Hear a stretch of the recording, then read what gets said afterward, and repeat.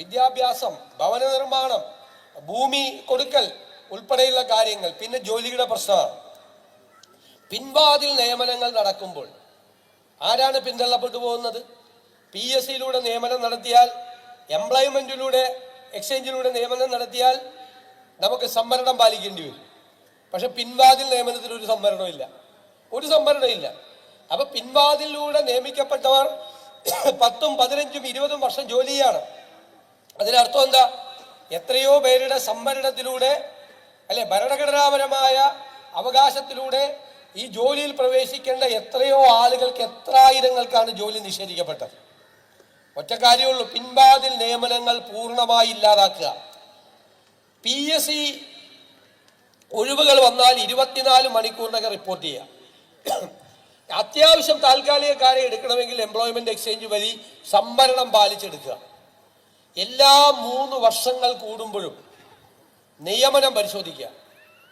എത്ര പേരെ നിയമിച്ചു 3 കൊല്ലം കൊണ്ട്? ആ നിയമിച്ചിട്ടുള്ളവരിൽ പട്ടികജാതിക്കാർക്ക്, പട്ടികവർഗക്കാർക്ക് കൊടുക്കേണ്ട പെർസെൻറ്റേജ് വന്നിട്ടുണ്ടോ പരിശോധിക്കണം. എല്ലാ 3 കൊല്ലവും പരിശോധിച്ചിട്ട് വന്നിട്ടില്ലെങ്കിൽ എന്താ വേണ്ടത്? Special recruitment.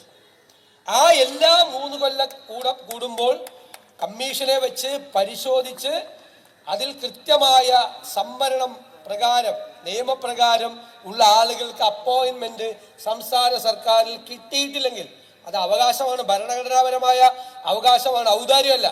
കിട്ടിയിട്ടില്ലെങ്കിൽ സ്പെഷ്യൽ റിക്രൂട്ട്മെന്റ് നേരത്തെ നടത്തിയിട്ടുണ്ടല്ലോ, കേരളത്തിൽ നടത്തിയിട്ടില്ലേ? സ്പെഷ്യൽ റിക്രൂട്ട്മെന്റ് വഴി അവരുടെ നിയമനം നടത്തണം, ഉറപ്പുവരുത്തണം. എൻ്റെ വ്യക്തിപരമായ അഭിപ്രായം, എവിടെയെല്ലാം സർക്കാർ ഒരു സ്ഥാപനത്തിൻ്റെ ചെലവ് 50% പണം കൊടുക്കുന്നുണ്ട് സർക്കാർ, അവിടെയെല്ലാം നിർബന്ധമായി സംവരണം വേണമെന്നാണ് എൻ്റെ വ്യക്തിപരമായ നിലപാട്. അത് സംഘടനാപരമായിട്ടൊന്നും ആലോചിച്ചിട്ട് ഞാൻ പറഞ്ഞല്ല, വ്യക്തിപരമായ നിലപാടാണ്.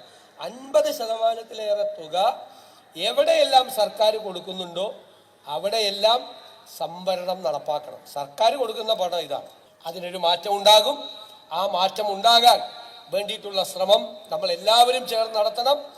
ഏത് ഗവൺമെന്റ്, ഏത് രാഷ്ട്രീയ പാർട്ടി കേരളം ഭരിച്ചാലും രാജ്യത്ത് ഭരണഘടനാപരമായ അവകാശങ്ങൾ പട്ടികജാതി, പട്ടികവർഗ വിഭാഗക്കാർക്ക് സംരക്ഷിച്ചു കൊടുക്കുന്ന മാതൃകാ ഗവൺമെന്റുകളായി കേരളത്തിലെ ഗവൺമെന്റുകൾ, വരാനിരിക്കുന്ന ഗവൺമെന്റുകൾ മാറണം എന്നാണ് എൻ്റെ അഭിപ്രായം.